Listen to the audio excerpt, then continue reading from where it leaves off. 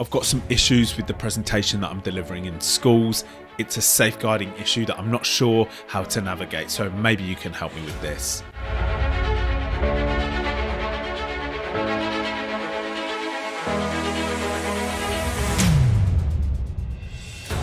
Okay, so we got a couple of issues with this presentation that I'm delivering in schools at the moment.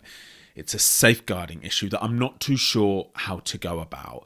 It's all about if somebody under the age of 18 at one of these schools comes to me and discloses an abusive situation that they're currently in right now. Now, I know I have a duty of care. I have a mandatory reporting obligation, and that would be to go and speak to one of their teachers about it. Now, this is all good. And of course, I understand why this mandatory reporting law is there. So it's to stop any children disclosing to adults and nothing being done with that information.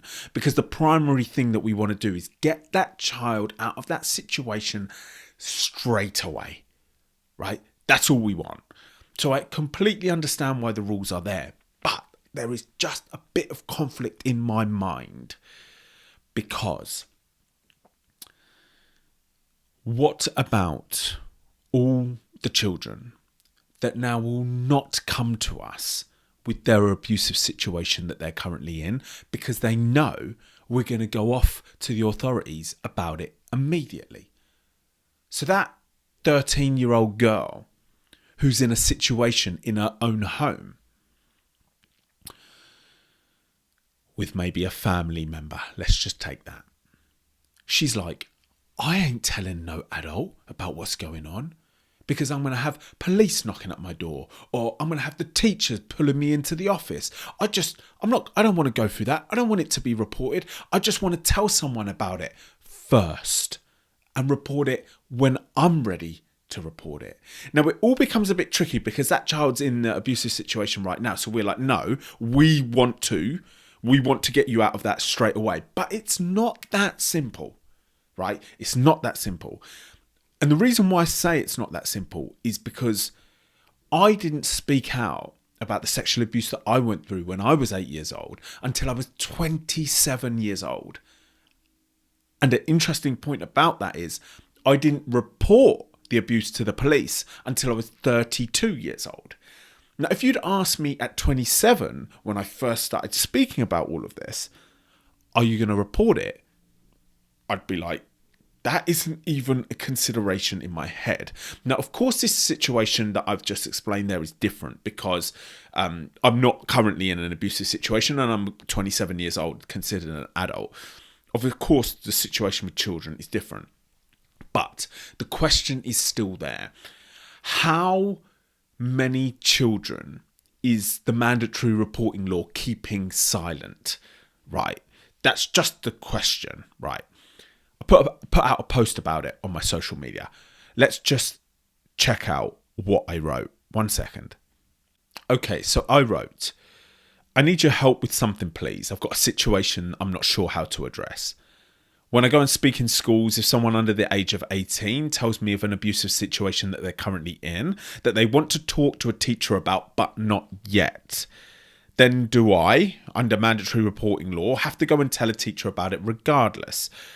If the answer is yes, then do I need to start saying to all the students at the start of my presentation that if they come to me with an abusive situation that they're currently in, whether they want me to or not, I have to tell a teacher about it? And if the answer to that is yes, then are we worried about the child that will now not approach me because of this? Now, I put that out on all my social media platforms. It got a flurry of comments. Everybody saying you must report, you must report. But also, a lot of people said that in the UK, we don't actually have a mandatory reporting law. It's just a duty of care. But of course, I'm always going to tell a teacher if a child comes to me and discloses abuse, because I don't want to go home that evening knowing that that child is also going home that evening and is going to be in that abusive situation. I don't want that on my conscience, and I should act. Right, we know all about that. So, do I tell the youngsters before I even start my presentation that if you come to me about an abusive situation that you're in, I'm going to have to tell a teacher about it, whether you want me to or not. But the problem with telling that at the very start of the presentation is they're like, oh, this has got a bit of a like police feel to it. How am I gonna invite them into my presentation when I've just slammed that on their desk, right?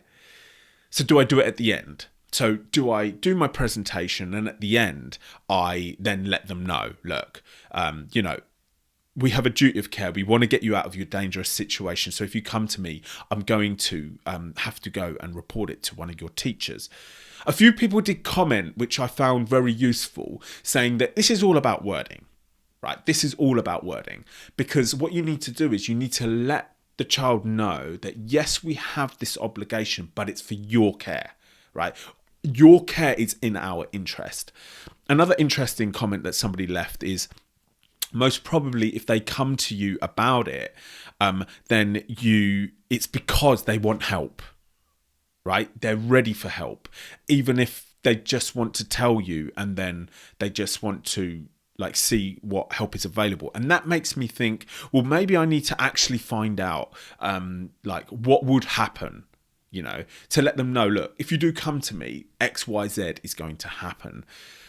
So it is complicated, and I know I need to learn a lot more about it. I don't appreciate the couple of comments that I got of, I'm surprised you don't know more about this. You've been doing this for ages. This is not the only thing that I'm running, right? Presenting in schools is not the only element of this project that I run, right? Bear with me. I am learning as I go. A few people said that I should have safeguarding policies, written safeguarding policies. Come on. The team is not big enough for anybody to put time into that just yet. Another person said you should be going on safeguarding courses. And I'm like, come on, can I not just be?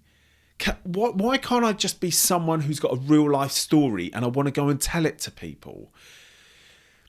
Is there too much red tape around this? Me having to write safeguarding policies. Somebody even said you should research the school's safeguarding policy before you go there. I'm like, well, then if I had to do all of these things, I'm going to be like, have enough time to go and see like one school a month, It's like, come on, let me just get my story out there. It's just a story. They're ready for it. Why have we got to like us adults just complicating it so much? But maybe it needs to be complicated because all the safeguarding professionals that are watching this are going to say, rightly so, it needs to be taken with care.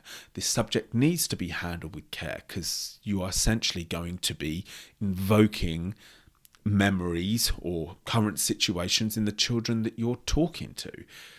So I am frustrated by the complication of it all. I know I need to learn more, but just to take it one step further, this whole disclosure thing is not the only time I've come across this complication.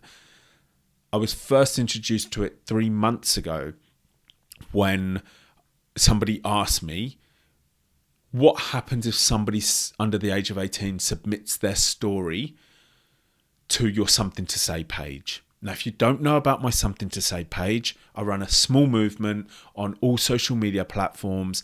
Type in Something to Say official and you're going to see it there. We share other people's stories of child abuse on that platform. It's a platform of strength and courage. You submit your story through the website. And when somebody asks me, well, what about the under 18s? I'm like, so? Why can't somebody under the age of 18 submit their story? And they said, because they're not an adult. They'll need their guardian or parents' consent. And if they tell you about a situation that they're currently in, you have this safeguarding issue again. Now, we are a small team, mostly volunteers running that platform. We don't have the structure for safeguarding policies. We don't have the structure for having a process or procedure of what we're going to do if somebody under the age of 18 submits their story. So what did we do? We put a disclosure box at the end of when you submit, and we said, we do not accept stories from under 18s. You can only submit if you're an adult. So the Something to Say page, which I founded so that we can express ourselves and talk about what we want to say. If you've got something to say, come to the page, unless you're under 18. And that is a frustrating thing to me. I also know that there's probably no way around that until I've built that platform big enough and we have enough revenue and income coming in that I can start paying a specialist to come onto the team and handle the legality of possibly opening the platform to people who are under 18. I don't want it to be this complicated. Is any other subject area this complicated? Is suicide this complicated? Is depression this complicated? If I had a presentation, sorry, let me get my words right.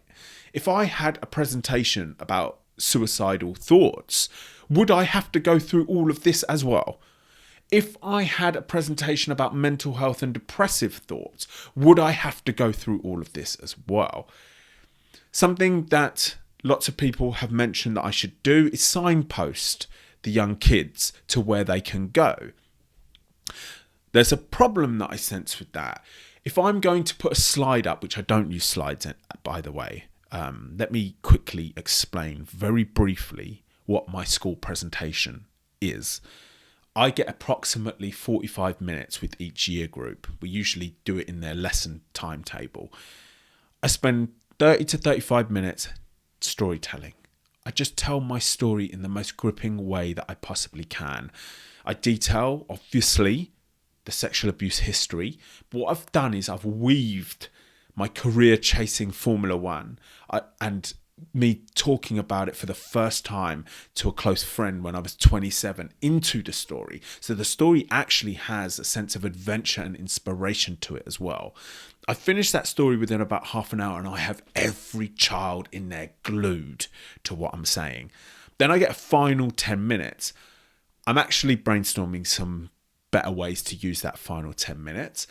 But at the end of this presentation, what I could do is say, if you've been affected by anything that I've said, here are some good organisations. But does that mean I need to then go and proofread all of those organisations because I'm supporting them in some way? What I want to say and what I currently say to the young people is I give them things that help me, a variety of things, journaling, speaking to friends, etc., etc.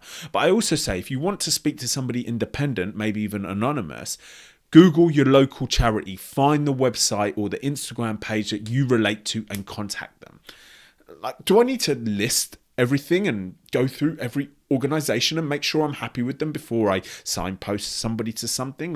Or do I just give the independence to the young person because they know how to use the internet better than us? I don't want to make this a situation where it's like we're not that we're spoon feeding the kids. Like, give them some ownership. You know, I know I won't do this, but it's kind of like, you want to come and tell me about something? Come tell me. It's all good. Get it off your chest. Maybe that's your first step on your journey. We all know that the journey is not speaking about it for the first time and then reporting it to the police. Like, can we not just give some... Of course we can't because they're under 18. So the post that I put out on social media got a lot of interaction. Lots of people were interested. Thank you to everybody that commented, right? Thank you to everybody that gave their opinion on this. It's helpful because I'm trying to build this layer upon layer. So thank you to the community out there that are following this work. We are making advances step by step. Now, very coincidentally, the other day I came across an article from the BBC here in England about changes that are happening to mandatory reporting laws. Now, let me pull that up 1 second. Okay, you see here. the title of the report for anybody that's listening to this on audio, because now it's available on audio. All I'm doing is extracting the audio from these videos that I'm posting on YouTube and posting them on audio platforms like Spotify, Amazon Music, Apple Podcasts, and Google Podcasts, so people can listen to these bits of content while they're doing their chores or driving to work or commuting or whenever they listen to their usual podcasts. Just make it more accessible. So if you're listening on audio, hello, and I'm pleased to have that aspect of the project now up and running. So this BBC article that we're looking at, the title of the report is Child Sex Abuse, Failure to Report Crimes to be Made Illegal. So this is now really laying down the law and saying if you hear of something, you are going to be prosecuted if you don't tell someone else. That's fine, but are we going to have a halfway house here somewhere? And I suppose that halfway house is the child lines and the anonymous phone lines that you can call that these charities run. By the way, I wonder what the charities do. Like, what are charities doing with these anonymous phone lines that you can call and say, my older cousin is abusing me and I want to talk to someone about it? Like, do they not have a duty of care then to trace that phone call and sort it out? Like, I wonder, like, I really do wonder how they handle this, because they're anonymous phone lines, right? I think Childline is an anonymous phone line. Let's go through this article a little bit more. So it says, people who work with children in England will be legally required to report child sex abuse or face prosecution under government plans. This article was submitted one day before I recorded this, which I'm recording this on the 4th of April, so it's the 3rd of April. The move, which is subject to a consultation, was recommended last year by the Independent Inquiry into Child Sexual Abuse. So this massive inquiry that happened, I'd only just started doing this work when that inquiry had started. And it kind of surprises me, like, this is a double-edged sword, right? You can put these laws down, but you are going to silence a number of children through these laws, because they are not coming to us if it means we are going to tell their parents, tell social services, or tell the police the next day, right? So this is where this house halfway could be useful for these young people. The Home Secretary told BBC she wanted to correct one of the biggest national scandals. Suella Braverman is expected to set out more details in the coming day. Okay, so as I read this article a bit more, we can see that this mandatory reporting law that they're going to implement is largely a reaction from institutions not reporting child sexual abuse when they heard about it, which meant thousands of children thousands of adults or lots of institutions turned a blind eye to what was going on. So this law will stop that. But what about the general sexual abuse that is happening lots in just family homes? Maybe it's a father, maybe it's an uncle, maybe it's an older cousin. What about that situation? Because I don't think that law is 100% going to help those situations.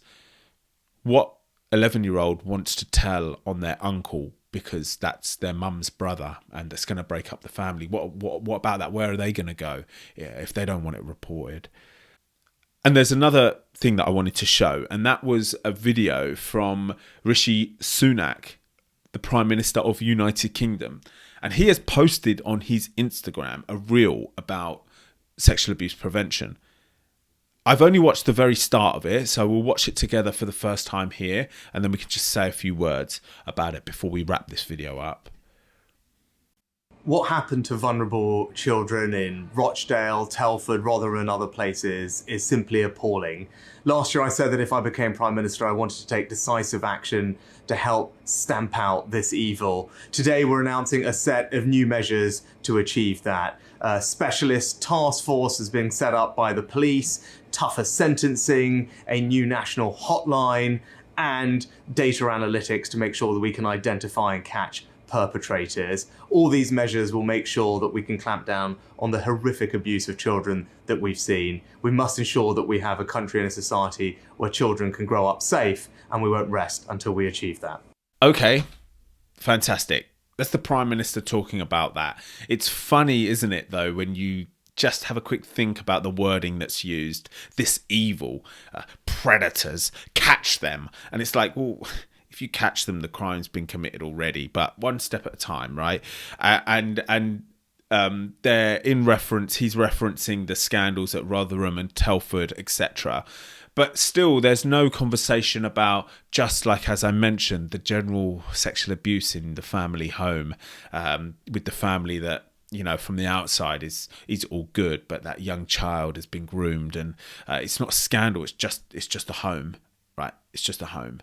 But maybe that's getting a few steps ahead of us. We can't face that bit yet. So I'm pleased that these conversations are happening. I have so much to learn as I continue presenting in schools to these young people. I know there are going to be lots of rules that I'm going to come across. I know there's going to be a lot of paperwork I'm going to have to start getting involved in. But right now, I'm just keeping it simple. I'm getting into those schools and I am engaging rooms full of teenagers into a story that they've probably never heard about in the way that I'm telling it. I've structured the story the best I can. I work hard at it. I'm constantly tweaking it. Every time I present, I see what's working. I see what's feeling weak. I see what didn't go so well. And I'm trying to structure it and hopefully continue fine-tuning it. I feel like the more schools I can get in, the better. Because not only am I speaking to the students, I'm also speaking to the teachers that are supervising them and watching me. And lots of them come up after me and say that was a very, very well told story and left a lasting impact. So we're learning as we go, one step at a time. As I always say, stick with me on this. This is a journey. This is an adventure that we are building step by step. And I believe that we're really going to do incredible things with this. Thank you.